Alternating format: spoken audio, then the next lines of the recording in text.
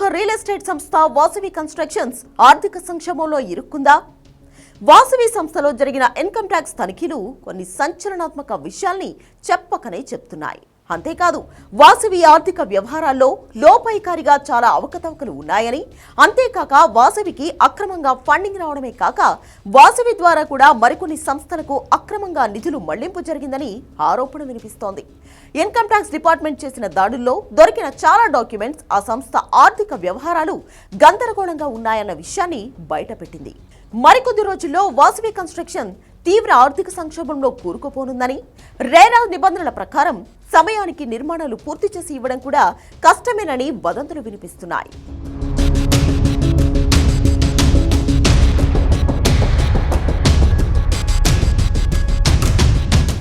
Caps gold కు వాసవి సంస్థ అనుబంధంగా ఉన్నట్లు అధికారులు గుర్తించారు.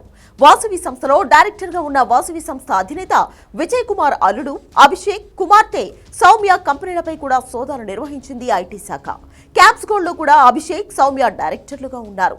వాసవికి సంబంధించిన 62 కంపెనీలకు సంబంధించిన వివరాలపై ఆరా తీశారు.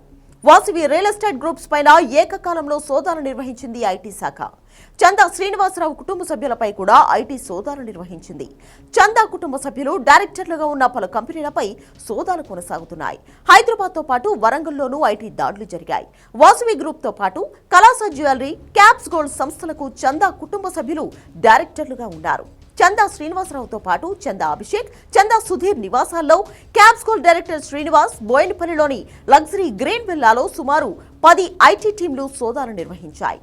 వాసవి డైరెక్టర్లకు సంబంధించి హైదరాబాద్, వరంగల్, విజయవాడలో కూడా ఐటీ సోదాలు కొనసాగుతున్నాయి. మినరల్ డెవలప్మెంట్ కార్పొరేషన్ నుంచి క్యాప్స్ గోల్డ్ కంపెనీ పెద్ద ఎత్తున గోల్డ్ కొనుగోలు చేస్తున్నట్లు గుర్తించారు. బంగారం కొనుగోలు చేసి రీటైల్ గోల్డ్ షాప్స్ కు అమ్ముతున్నట్లు తేలింది. బంజారాహిల్స్ లోని క్యాప్స్ గోల్డ్ ప్రధాన కార్యాలయంలో ఐటీ సోదాలు నిర్వహించి పెద్ద ఎత్తున ఐటీ చెల్లింపుల్లో అవకతవకలకు పాల్పడ్డట్లు గుర్తించారు అధికారులు. అంతేకాదు క్యాప్స్ గోల్డ్ బంగారాన్ని కొనడానికి వినియోగించిన నిధులు, సేకరించిన నిధుల్లో చాలా వ్యత్యాసం కనిపిస్తోంది. క్యాప్ గోల్డ్ నుంచి పెద్ద మొత్తంలో వాసవిలోకి నగదు వచ్చినట్లుగా అధికారులు గుర్తించారు. ఎలాంటి అనుమతులు లేకుండా క్యాప్ గోల్డ్ నుంచి ఫండ్స్ డైవర్ట్ చేయడాన్ని సీరియస్ గా తీసుకుంది ఐటీ శాఖ. అభిషేక్, సౌమ్యలు కలిసి పెద్ద మొత్తంలో ఆర్థిక అక్రమాలకు పాల్పడినట్లు ఐటీ గుర్తించింది.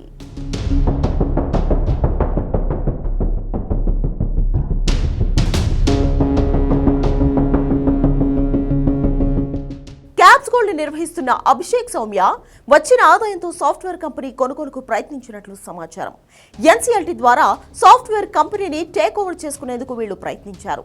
సాఫ్ట్వేర్ కంపెనీ కొనడానికి వాసవి అధినేత విజయ్ కుమార్ కుమార్తె సౌమ్య పెద్ద ఎత్తున నిధులను మళ్లించినట్లు ఆధారాలు లభించాయి. అలాగే వాసవి, క్యాప్స్ గోల్డ్, కళాస సంస్థలు 3 సంవత్సరాలుగా ఐటీ చెల్లింపుల్లో అవకతవకలకు పాల్పడినట్లు అధికారులు గుర్తించారు.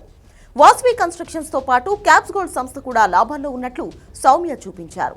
లాభాలకు సరియైన ఐటీ చెల్లింపులు చేయకపోవడంతో అధికారులకు అనుమానం వచ్చి సోదాలు జరపడంతో చాలా విషయాలు బయటపడ్డాయి.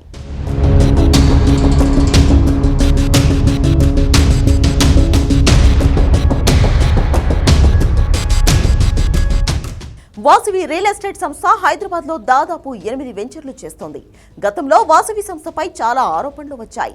వైశ్య కులానికి చెందిన ప్రముఖులు చాలా మంది వాసవిలో కోట్ల రూపాయలు పెట్టుబడులుగా పెట్టారు. చాలా మందికి వాసవిలో రహస్య పెట్టుబడులు కూడా ఉన్నాయి. ఇంకొందరు వైశ్య ప్రముఖులు ఆ సంస్థలో భాగస్వాములుగా కూడా ఉన్నారు. ఆ సంస్థలో పెట్టుబడులు పెట్టిన వాళ్లంతా ఐటీ దాడులతో వణికిపోతున్నారు. హైదరాబాద్ తో పాటు తెలుగు రాష్ట్రాల్లోని ముఖ్యమైన చోట్ల వాసవి చాలా ల్యాండ్ బ్యాంకింగ్ చేసింది.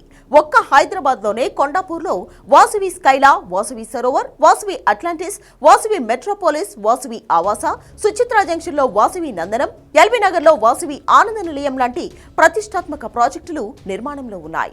ఇన్ని ప్రాజెక్టులు ఒకేసారి నిర్మించడంతో పాటు ఫండ్స్ డైవర్ట్ చేయడంతో ఒక్కసారిగా వాసవి కన్స్ట్రక్షన్స్ ఆర్థిక సంక్షోభంలో చిక్కుకుంది.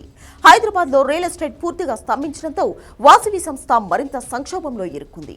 అదే సమయంలో ఆ సంస్థ ఫండ్స్ డైవర్ట్ చేసినట్లుగాను, అదే వాసవిలో డైరెక్టర్లుగా ఉన్న వాళ్లు మరికొన్ని బినామీ సంస్థలను స్థాపించి ఫండ్స్ డైవర్ట్ చేసినట్లుగా ఐటీ శాఖ అనుమానం వ్యక్తం చేస్తోంది.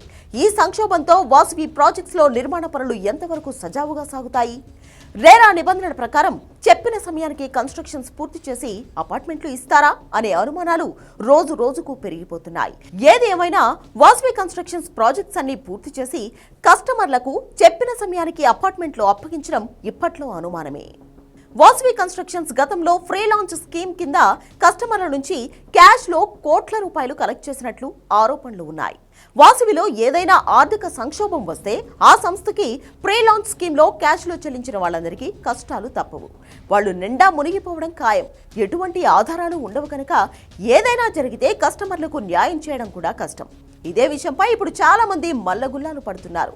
హైదరాబాద్ రియల్ ఎస్టేట్ మందగమనం వలన ఇప్పటికే వాసవి కన్స్ట్రక్షన్స్ లో నిర్మాణాలన్నీ వేగం తగ్గాయి.